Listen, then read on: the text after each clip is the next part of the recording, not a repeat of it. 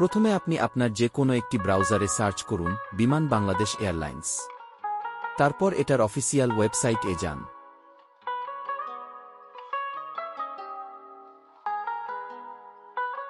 সেখানে প্রবেশ এরপর ম্যানেজ বুকিং এ চলে যান, যেটা দ্বিতীয় অপশন এ পেয়ে যাবেন।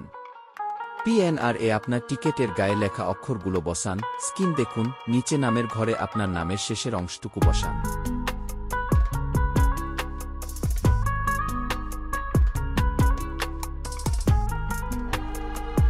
তারপর সার্চ করুন।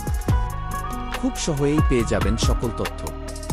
সকল বিস্তারিত আপনি নিজেই পড়ে নিতে পারবেন। ধন্যবাদ।